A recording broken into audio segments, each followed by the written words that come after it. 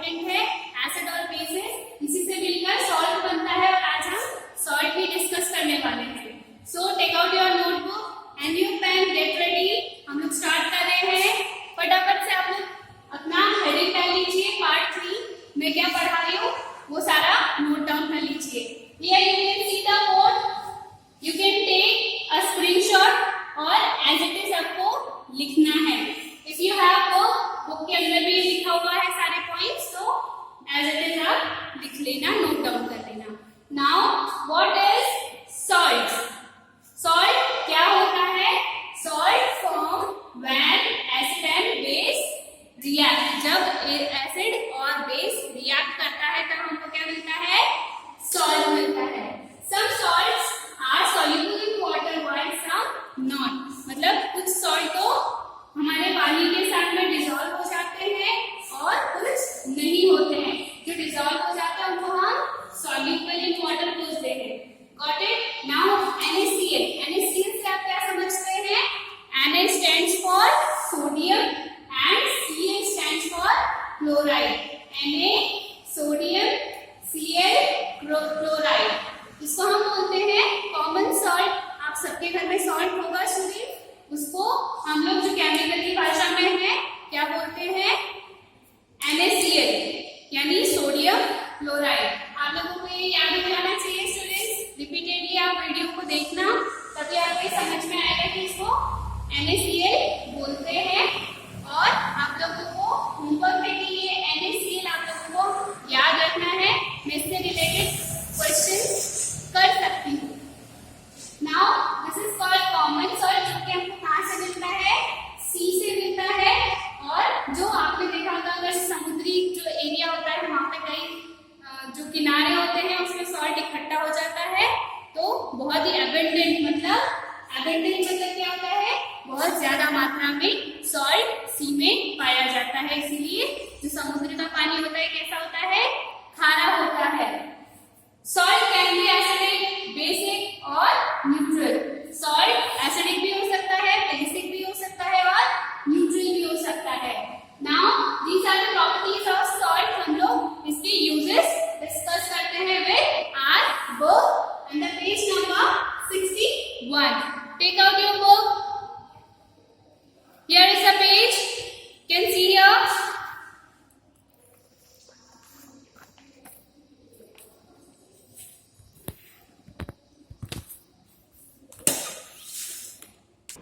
So students, put your finger over here with the page number 61. 61 का last para है what is salt. यहाँ से हम discuss करते हैं। A salt is formed when an acid and a base react. मैंने आपको अभी बताया salts as a sodium chloride and magnesium sulfate occur in nature. salt कब बनता है? अभी मैंने बताया था आपको सोडियम क्लोराइड कि जब कोई भी एसिड और बेस रिएक्ट करता है तो सॉल्ट बनता है। वही इसमें दे रखा है, sodium chloride is commonly called table salt. It is most common salt and is evidently present in seawater. Beside table salt, there are thousands of other salts. Many other salts are man-made. जैसे कि आपने देखा होगा इसमें other salts बोल रखा है, यानी किसकी बात हो रही है? जैसे salt से बहुत सारे salt बनते हैं। काला नमक आपने देखा होगा। आपके घर में आपने देखा होगा काला नमक होता है, ब्लैक सॉल्ट, और सेंधा नमक होता है जो कि हम लोग उपवास में ज़्यादातर यूज़ करते हैं। तो वो भी एक फॉर्म ऑफ सॉल्ट है, सेंधा नमक और काला नमक। और भी बहुत सारे टाइप्स के सॉल्ट्स होते हैं स्टूडेंट्स। कुछ तो मेन मेड भी होते हैं जो हम लोग बनाते हैं। Some salts are soluble in water, अभी मैंने आपको बताया, while some are not. A salt can be acidic, basic और neutral. Now turn the page, come to the heading, some uses of salts. Salts form an important component of our day-to-day life. The human body requires certain salt. Most medicines are made up of salt, water soluble salts. मतलब जो medicine होती है वो water soluble salts होती है। जैसे हम tablet अगर कोई भी देखेंगे, आपके घर में अगर कोई टैबलेट पड़ी है जो कि यूज़ में नहीं आ रही है, यानी उसका जो टाइम पीरियड है वो ख़त्म हो गया है, तो वैसी वाली टैबलेट आप एक पानी के अंदर सॉल्युबल करके देखना, यानी उस टैबलेट के अंदर या तो पानी डालना या फिर छोटी सी कटोरी लेकर उसके अंदर वो टैबलेट डालना, तो आप क्या देखेंगे कि वो टैबलेट उसके अंदर मिक्स हो जाती है। टैबलेट आप कौन सी यूज़ करेंगे, जो मेडिसिन हम लोग लेते हैं ना जनरली, वो उसकी एक्सपायर डेट चेक करना पहले कि एक्सपायर हुई है या नहीं। अगर एक्सपायर हो गई है तो ही उसको चेक करना, दूसरी कोई सी मेडिसिन यूज़ मत कर लेना। Got it. जैसे डिस्प्रिन का ऐड आपने देखा है, उसमें एडवर्टाइज में बताते हैं जैसे ही वो डिस्प्रिन पानी में जाती है वो घुल जाती है, तो वही बता रखा है कि most medicine are made up of water soluble salts. Plants to need a variety of mineral salts for healthy growth. Fertilizers such as ammonium nitrate, ammonium sulfate and potassium nitrate are water soluble salts which replenish the fertility of soil. मतलब कि fertility soil की बढ़ाने के लिए ये सारी चीजें हम लोग डालते हैं जो कि वाटर soluble salts होती है। Now here you can see a block जिसमें सॉल्ट्स दे रखे हैं और उसकी यूजेस दे रखे हैं। हम लोग रीड आउट कर लेते हैं, समझ लेते हैं क्या क्या सॉल्ट कैसे कैसे यूज में आते हैं। सबसे पहला दे रखा है ammonium chloride in soldering in dry cells. Dry cells होंगे स्टूडेंट्स आपके घर में, उसके अंदर आप देखना कि जो सोल्डरिंग करी हुई होती है तो वो एक अमोनियम क्लोराइड का एग्जाम्पल है। नाउ सेकेंड वाला क्या है, सोडियम बाइकार्बोनेट। स्टूडेंट्स ये तो हमने कई बार खाया हुआ भी है लेकिन आपको नॉलेज में नहीं होगा, इसीलिए मैं बता देती हूँ। जो बेकिंग पाउडर हम लोग यूज करते हैं केक में, केक बनाते हैं तब, वो सोडियम बाइकार्बोनेट होता है, इसको हम खा सकते हैं। इन द मैन्युफैक्चर ऑफ ग्लास, यानी ग्लास को बनाने में भी सोडियम बाइकार्बोनेट का यूज होता है। Then sodium chloride. स्टूडेंट्स आप प्लीज इसमें कंफ्यूज नहीं होना, सोडियम बाइकार्बोनेट अलग है, सोडियम क्लोराइड अलग है, सारे सॉल्ट के अलग अलग टाइप है। सोडियम क्लोराइड किस में यूज होता है, for seasoning and preserving food essential in life processes, यानी कि जो फूड प्रिजर्व करते हैं ना हम, जैसे कि आपने देखा होगा कि अचार है, तो ये सारी जो हम लोग फूड आइटम्स है उसके अंदर भी हम लोग सोडियम क्लोराइड यूज करते हैं, बट ज़्यादा मात्रा में नहीं करते हैं और ये हमारी लाइफ प्रोसेस के लिए बहुत ज़्यादा एसेंशियल है। Got it. Now potassium nitride in the manufacture of explosive and fertilisers. जैसे कि मैंने आपको बताया था क्रॉप्स डैमेज नहीं हो जाए उसके लिए हम लोग क्रॉप्स में ये फर्टिलाइजर्स यूज करते हैं। और एक्सप्लोजिव से आप क्या समझते हैं स्टूडेंट्स, जो पटाखे होते हैं हम लोग दिवाली पे जलाते हैं वो एक्सप्लोजिव्स है, उसमें भी हम लोग पोटेशियम नाइट्रेट का यूज करते हैं। पोटेशियम नाइट्रेट इतनी इजीली फाउंड नहीं होता है और ये बहुत ज़्यादा एक्सप्लोजिव होता है, इसीलिए इसको हाथ में नहीं लेना चाहिए, अपने हाथ खराब हो जाते हैं इससे। Got it. ये बहुत ज़्यादा हार्मफुल होता है, इसको हम स्मेल भी नहीं कर सकते हैं। Got it. Now sodium nitrate in the manufacture of fertilisers as a source of nitric acid. In the manufacture of fertilisers, अभी हम लोगों ने ऊपर भी पढ़ा कि पोटेशियम नाइट्रेट यूज होता है, वैसे ही सोडियम नाइट्रेट भी फर्टिलाइजर्स में यूज होता है। ओके, आई होप आप लोगों के इसके यूजेस अच्छे से समझ में आ गए हैं। नाउ हम लोग इसके इंडिकेटर्स पढ़ते हैं एसिड के और बेस के। So students, natural indicators of acid and base. Here you can सी कि दो ग्लासेस दे रखे हैं, इसमें है ब्रायोफिल्म। ब्रायोफिल्म क्या होता है स्टूडेंट्स, एक्सट्रैक्ट प्लस एसिड, इसमें एक्सट्रैक्ट प्लस बेस है, बट दोनों का कलर आप देख सकते हैं, क्यों एसिड है इसलिए पिंक दिख रहा है और इसमें बेस है एक्सट्रैक्ट इसीलिए क्या दिख रहा है, ग्रीन। अब इसको हम इन द सिंपल लैंग्वेज समझ लेते हैं, एक बार रीड आउट कर लेते हैं। Put your finger over here and read with me. An indicator is used to test if a given substance is an acid or base। Acid और base check करने के लिए हम ये इंडिकेटर्स यूज करते हैं students. Indicators are substance which change colour when placed in acidic और basic condition.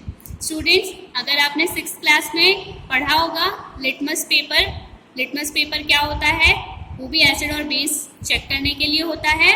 वैसे ही इसमें जो दे रखा है ब्रायोफिल्म दे रखा है और इसको दोनों चीज़ों से टेस्ट करके बता रखा है कि एसिड से चेक किया तो इसका कलर पिंक हो गया और बेस से चेक किया तो इसका कलर ग्रीन हो गया।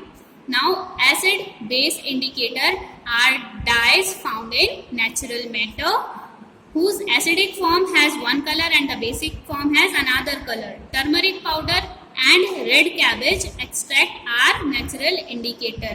टर्मरिक पाउडर और जो रेड कैबेज होती है वो हमारा नेचुरल इंडिकेटर एक्सट्रैक्ट है स्टूडेंट्स।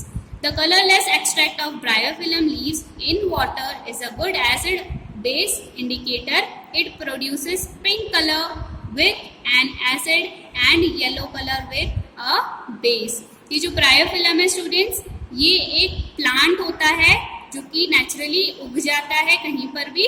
तो आप लोगों ने ये देखा भी होगा इसका प्लांट, और अगर नहीं देखा है तो आप गूगल पे सर्च करके देखो कि ये ब्रायोफिलम कैसा दिखता है, इसकी लीव्स कैसी दिखती है, ये जनरली कहाँ पाया जाता है। This is your homework students. Bryophyllum के बारे में आपसे जो गूगल मीट होगी उसमें फिर पूछूंगी।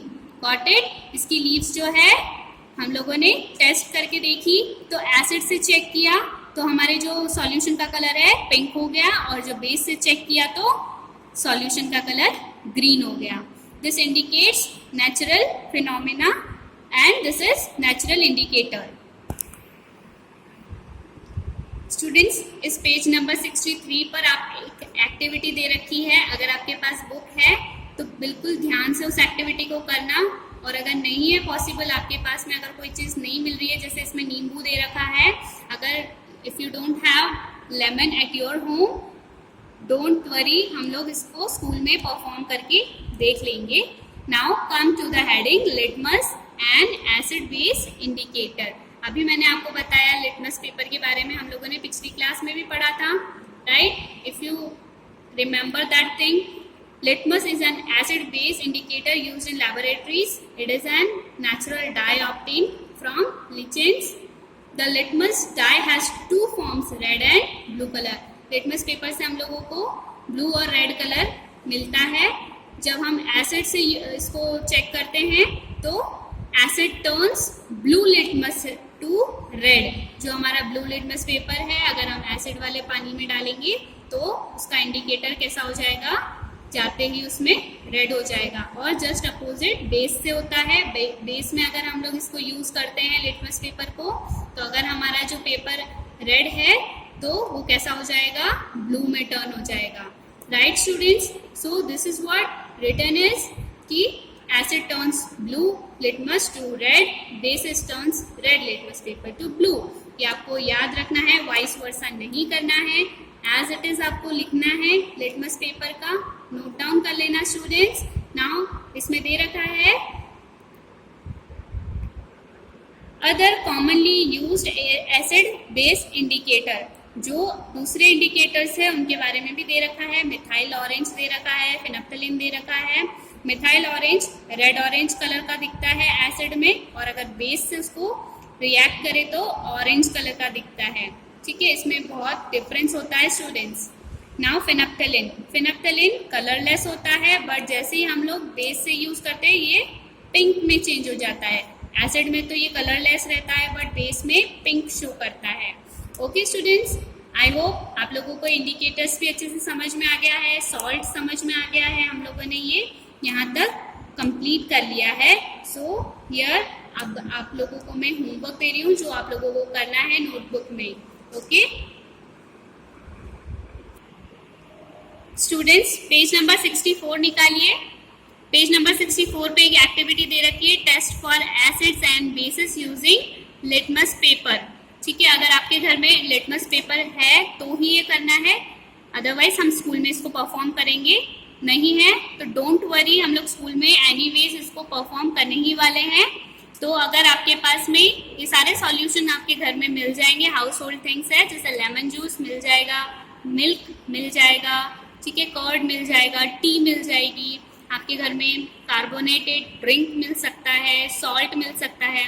तो जो जो आपके घर में है उससे आपको लिटमस पेपर से चेक करना है कि उसका कलर कैसे चेंज हो रहा है, एसिड से और बेस से। तो टाइप ऑफ सॉल्यूशन आपको लिखना है यहाँ पर, एसिडिक है या बेस है, बेसिक है या एसिड है, यही इसमें यहाँ पर टेबल में आपको लिखना है। और colour change with litmus paper, blue से रेड हो रहा है या रेड से ब्लू, ये लिखना है आपको। ओके, अगर नहीं है आपके पास में ये सारी चीज़ें भी available, don't do that. Homework आपका मैं एक और दे रही हूँ, जैसे अभी आपको मैंने बायोफिल्म के बारे में बताया था, बायोफिल्म के बारे में आपको सारी डिटेल मुझे बतानी है, नोट डाउन कर लेना आपकी कॉपी में, ठीक है। बायोफिल्म कहाँ मिलता है, कैसा होता है, उसका डायग्राम बनाना है with colour. Got it students? और मैंने एसिड, बेसिस, सॉल्ट तीनों अभी कंप्लीट करवा दिए हैं, तो आपको इसकी डेफिनेशन लिखनी है, यूजेस लिखने हैं विथ पॉइंट्स, जैसे मैंने ब्लैक बोर्ड पे लिखे थे। नीटली सारी चीज़ें आपको लिखनी है। Okay students, I will check your homework. Thank you.